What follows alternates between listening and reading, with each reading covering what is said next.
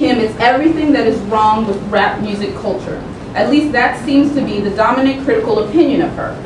For example, Trisha Rose says in her book, The Hip Hop Wars, released in 2008, simultaneously that too much of the rhetoric against sexism in hip hop ends up being very compatible with an anti-sexual expression agenda. But then she describes highly visible rappers like Lil' Kim, Trina, and Foxy Brown as using the black female required sex card in hip hop. Rose highlights that Lil' Kim herself admitted that she uses her identity as Lil' Kim to get money, the implicit critique being that the marriage between sex and commodification is a negative. In another instance, Catherine T. Gimes argues in her essay, Queen Bees and Big Pimps, Sex and Sexuality in Hip Hop, in the book Hip Hop Philosophy, Rhyme to Reason, that to avoid being labeled a whore, black women must go to the opposite extremes of becoming pure virgins. And this is reflective of Darlene Clark Hines' theory of the cultural disassemblance in black women's lives. The image of the, quote, hypersexual whore becomes the excuse for the label of bitch and hoe. One way of responding to the virgin whore paradigm has been to embrace one extreme and to redefine it in a more positive or empowering way. And according to Gimes, Lil' Kim is seeking to move men from the subject to the object position where she can manipulate them as sexual objects. And yet, Lil' Kim's presentation to Gimes is still dangerous because in the end, black women are still hoes and bitches, while black men are players and pimps. And I want to also add in a quote that I skipped that where Gimes says that Lil' Kim is taking up and popularizing the image of the hoe and the bitch unapologetically. So, Lil' Kim's highly sexualized image and lyrics are seen as manifestations of the sexist, misogynistic ideologies embedded in rap culture. The glorification of fashion and opulence in her work stand in for nihilistic reproductions of capitalist fantasy in rap. And lastly, her depictions of criminal lifestyle and activities valorizes hyper-violent behavior and celebrates gangster or gangstar culture. And as I've said, this is some of the representations of Lil' Kim in her work. She becomes not just a persona in rap music culture, but a figure, a placeholder for multiple contentious debates within and about rap. So the purpose of this paper is to argue an alternative reading of Lil' Kim's persona. This is not an apologia for the pornographic nature of some of Lil' Kim's work or an attempt to reframe that nature as an absolute positive. But instead, I would like to examine the discourse around Lil' Kim and how that discourse is reflective of, or at least referential to, a larger discourse within feminism and scholarship on women about sexual agency and exploitation that I think is most visible, or at least legible, in the 1980s pornography debates.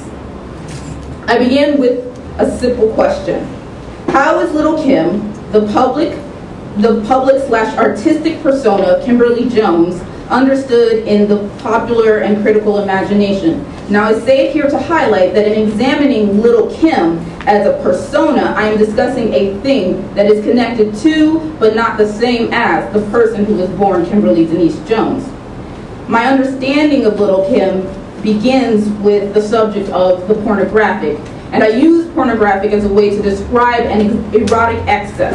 Erotic excess suggests the performance of erotic that is based on magnification or hyperbole. And erotic excess is simultaneously the erotic and more than the erotic. Therefore, the question becomes, how has the pornographic as an erotic excess figured in rap music culture in the ways that it has? And how does that configuration map onto Lil' Kim's performance and the responses to them? In this discussion exists a need to deconstruct the ways that the quote-unquote feminist sex wars within 1980s US-based feminisms played into the shaping of both social and policy-driven understandings of pornography and the pornographic contemporarily. I want to begin, however, with Lil' Kim and her establishment within what is known as pussy power rapping, or as I like to call it, raunch rap. Kimberly Denise Jones was born in Brooklyn, New York in July of 1974. Her stage name in part comes from her small stature. She stands at 4 feet 11. Little Kim is probably most famous for being one of the only female members of Notorious B.I.G.'s short-lived group Junior Mafia, and for an somewhat infamous solo career that begins with the success of her first album, Hardcore, which was released in 1996.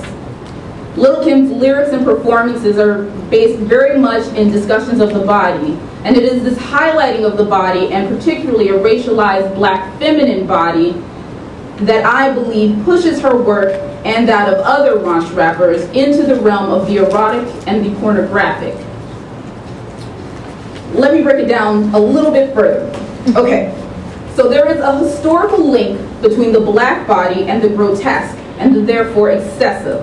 Perhaps the most famous personification of that linkage is in the figure of the Venus Hottentot, who was a black African woman named Sarah Bartman, or Sarah Bartman, who came to, / was brought to, Europe as an exhibition piece and remained as such for long after her death. Little Kim is similar to the figure of the Venus Hottentot in the way that her body and image come to stand for a complex network of social meanings, the least of which are the otherness of the black feminine body and the physical / sexual availability of the black feminine body. It is the belief in the natural availability of her body and of black and brown feminine bodies throughout time and space in the imperial projects of the West that shapes how Little Kim's work is read and responded to.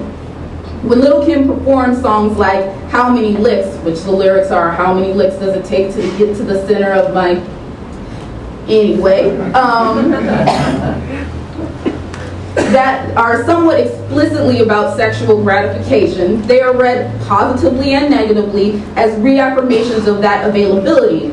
In effect, her body of work and her performances become a kind of public sexuality. This production of a public sexuality reaffirms the truth of this fantasy of availability, or at least that's the thought. I want to push back against this reading of Little Kim as a metaphorical reaffirmation of racist tropes of black feminine sexual personhood. To do this, I will examine a particular moment in Little Kim's career after her perjury trial. During the last 14 days before she turned herself in to begin serving her sentence, Little Kim filmed a television show called Countdown to Lockdown that was aired on the BET network. Countdown to Lockdown performs a generic function as a biographical text meant to exhibit the life of Little Kim at this particular moment.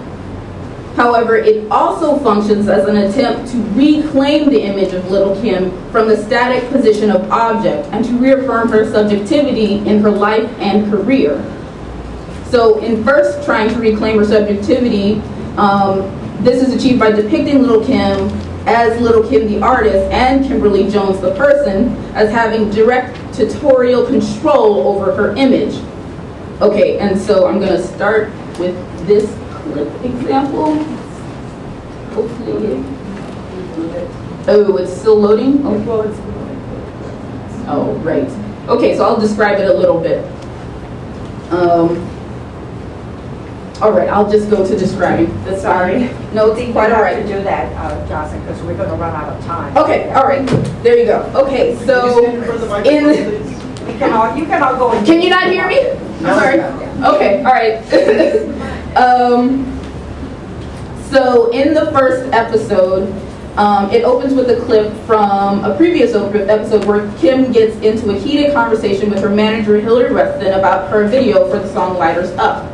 And in the clip, the episode then starts with Kim working to convince her manager and her record label that she has the solution for this problem.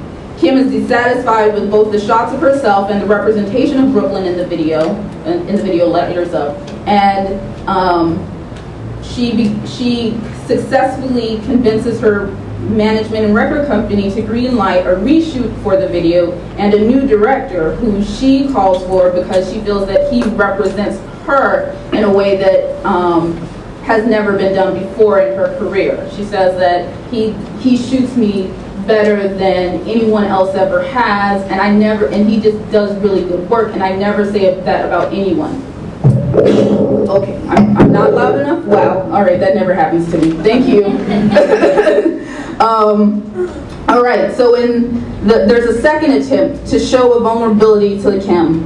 Both of her personal assistants describe their job as taking care of Kim and making sure she has everything that she needs. They reassert that she is a strong woman, but that she also needs people.